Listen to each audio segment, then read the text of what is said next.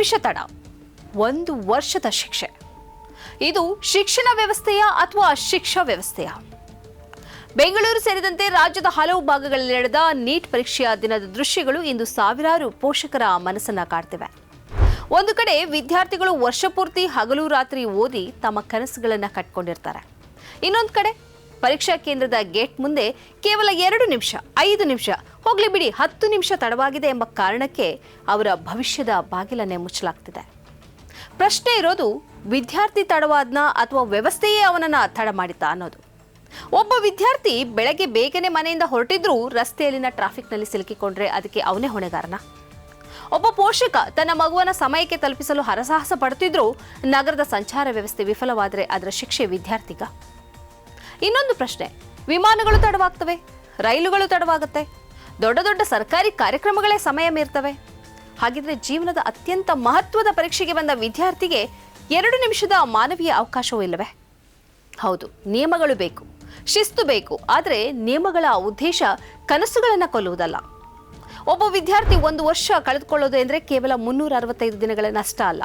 ಅದು ಅವನ ಆತ್ಮವಿಶ್ವಾಸ, ಕುಟುಂಬದ ಆರ್ಥಿಕ ಹೊರೆ, ಮಾನಸಿಕ ಒತ್ತಡ ಮತ್ತು ಭವಿಷ್ಯದ ಯೋಜನೆಗಳ ಮೇಲಿನ ದೊಡ್ಡ ಹೊಡೆತ. ಹಲವು ಕುಟುಂಬಗಳು ಸಾಲ ಮಾಡಿ ಕೋಚಿಂಗ್ ಕೊಡಿಸ್ತವೆ. ಪೋಷಕರು ತಮ್ಮ ಅಗತ್ಯಗಳನ್ನು ಬದಿಗಿಟ್ಟು ಮಕ್ಕಳ ಶಿಕ್ಷಣಕ್ಕೆ ಹಣ ಖರ್ಚು ಮಾಡ್ತಾರೆ. ಆ ಕನಸುಗಳೆಲ್ಲವನ್ನ ಕೇವಲ ಕೆಲ ನಿಮಿಷಗಳ ಆಧಾರದ ಮೇಲೆ ತಿರಸ್ಕರಿಸುವುದು ನ್ಯಾಯನಾ? ಈ ಘಟನೆ ಕೇವಲ ಕೆಲವು ವಿದ್ಯಾರ್ಥಿಗಳ ಸಮಸ್ಯೆ ಅಲ್ಲ. ಇದು ದೇಶದ ಶಿಕ್ಷಣ ವ್ಯವಸ್ಥೆಯು ವಿದ್ಯಾರ್ಥಿ ಕೇಂದ್ರಿತವಾಗಿದೆಯೇ ಅಥವಾ ನಿಯಮ ಕೇಂದ್ರಿತವಾಗಿದೆಯೇ ಎಂಬ ಪ್ರಶ್ನೆಯನ್ನ ಎತ್ತುತ್ತದೆ.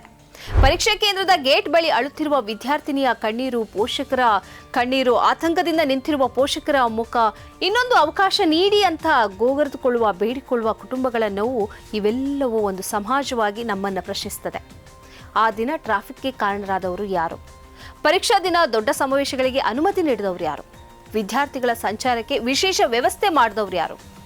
1 ವರ್ಷದ ನಷ್ಟಕ್ಕೆ ನೈತಿಕ ಹೊಣೆ ಯಾರು ಹೊರ್ತಾರೆ? ಈ ಪ್ರಶ್ನೆಗಳಿಗೆ ಉತ್ತರ ಬೇಕಾಗಿದೆ. ಯಾಕೆಂದ್ರೆ ಭವಿಷ್ಯಕ್ಕಿಂತ ನಿಯಮ ದೊಡ್ಡದಾಗಬಾರ್ದು, ಕನಸುಗಳಿಗಿಂತ ಗೇಟ್ ದೊಡ್ಡದಾಗಬಾರ್ದು, ಒಂದು ತಪ್ಪಿನ ಬೆಲೆ 1 ವರ್ಷ ಆಗಬಾರ್ದು. ಇಂದು ಪ್ರಶ್ನೆ ನೀಟ್ ಬಗ್ಗೆ ಮಾತ್ರವಲ್ಲ, ನಾಳೆ ಇದೇ ಪರಿಸ್ಥಿತಿ ನಮ್ಮ ಮನೆಯ ಮಗುವಿಗೂ ಬರಬಹುದು. ಆದ್ರಿಂದ ವಿದ್ಯಾರ್ಥಿಗಳ ಪರವಾಗಿ, ಪೋಷಕರ ಪರವಾಗಿ, ನ್ಯಾಯದ ಪರವಾಗಿ ಒಂದು ಪ್ರಶ್ನೆ ಕೇಳೋಣ. 2 ನಿಮಿಷ ತಡವಾದ ವಿದ್ಯಾರ್ಥಿಯ ಕನಸನ್ನ ಕೊಲ್ಲುವ ಹಕ್ಕು ಯಾರಿಗಿದೆ? ಈ ಕಾರ್ಯಕ್ರಮದ ಪ್ರಾಯೋಜಕರು Gadiyar group of companies, specialised in piling and shoring, engineering consultancy, fire fighting, steel structures, real estate. Office SIT tower, silicon OSS, Dubai, UAE.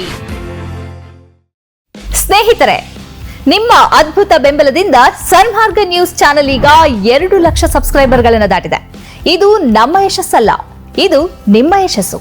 ನಮ್ಮ ಮುಂದಿನ ಗುರಿ 4 ಲಕ್ಷ. ಇದು ಕಷ್ಟವಲ್ಲ, ನೀವು ಮಾಡಬೇಕಾದದ್ದು ಸಿಂಪಲ್. ನೀವು ಸನ್ಮಾರ್ಗ ನ್ಯೂಸ್ ಚಾನೆಲ್ ವಿಡಿಯೋವನ್ನ ನಿಮ್ಮ ಸ್ನೇಹಿತರಿಗೆ, ಕುಟುಂಬದವರೊಂದಿಗೆ ಹಂಚಿಕೊಳ್ಳಿ ಮತ್ತು ಅವರಲ್ಲೂ ಸಬ್ಸ್ಕ್ರೈಬ್ ಮಾಡಲು ಹೇಳಿ. ನೀವು ಶಕ್ತಿಯನ್ನು ಕೊಡಿ, ನಾವು ನಿಖರ ಸುದ್ದಿ ಕೊಡ್ತೇವೆ. ಧನ್ಯವಾದಗಳು.